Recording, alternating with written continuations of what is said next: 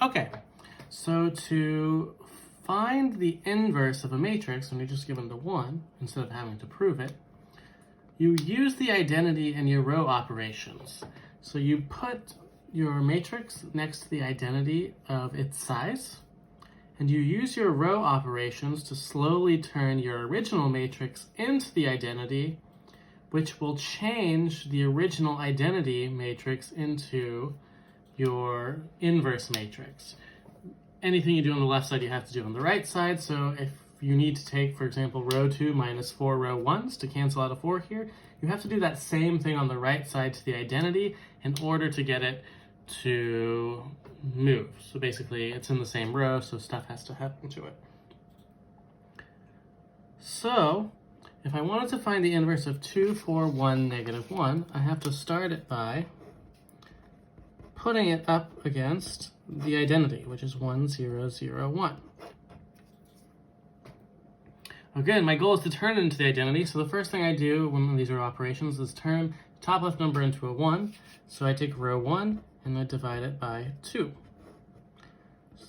So the second row doesn't change.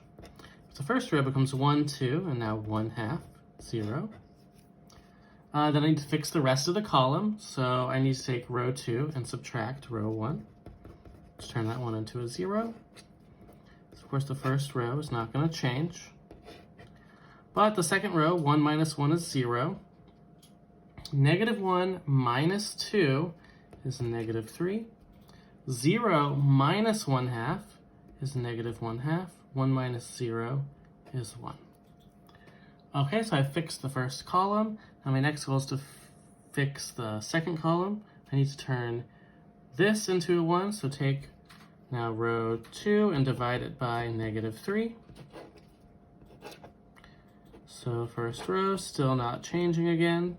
This is now 0, 1. Negative 1/2 divided by negative 3 is then positive 1/6. 1 divided by negative 3 is negative 1/3. From here, I need to fix the 0, or the 2 that's in the first row. So I take row 1, and I subtract 2 row 2s. So row 2 doesn't change. 2 minus 2 is 0. That was the whole point. 1/2 minus 2 1/6 is. So that's 3/6 minus 2/6, which is 1/6.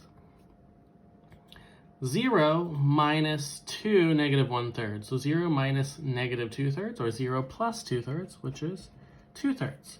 Now that I have the identity on the left, my answer, my inverse matrix, is whatever is now on the right side. So if A is 2, 4, 1, negative 1, A inverse is 1/6, 2/3, 1/6, negative 1/3. Now, this can also be applied to 3 by 3 matrices. It's just a little bit more. So we'll start the process so you can get an idea of what happens by cleaning up the first column, and maybe the second. We'll see where we go from here. So we write 1, 0, negative 5, 4, negative 7, 3, 3, negative 7, 8, next to 1, 0, 0, 0, 1, 0, 0, 0, 1. Now my first row already has a top 1 on the top left, so I need to clean up the columns. So we'll start with row 2 minus 4 row 1s. Again, make sure what changes, only row 2, where row 2 is changing.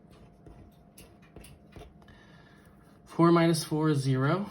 Negative 7 minus 0 is still negative 7. 3 minus 4, negative 5. So 3 minus negative 20 is really 3 plus 20, so it's 23. 0 minus 4 1s is negative 4, but then it's just 1 and 0. This is going to be a little bit of a disaster. We also have to clean up row 3, so we have to do row 3 minus 3 row 1s.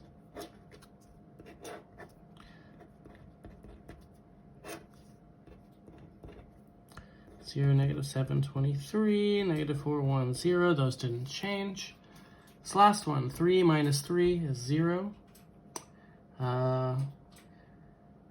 Negative 7 minus 0 is still negative 7. 8 minus negative 15 is 8 plus 15, so this is 23.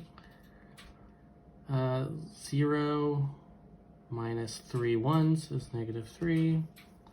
We have 0 minus 0 is 0, and 1 minus 0 is 0. Okay, so we've cleaned up the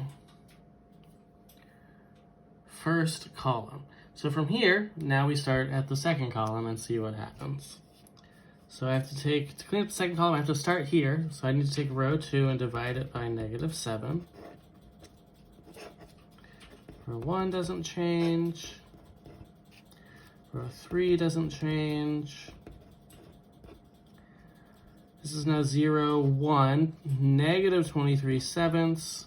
Negative 4 divided by negative 7 is 4 sevenths. 1 divided by negative 7 is negative 1 seventh.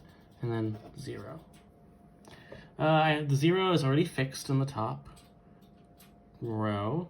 So I have to fix it in the bottom row. So I need to take row 3 plus 7 row 2. To cancel out a negative 7, I have to add 7.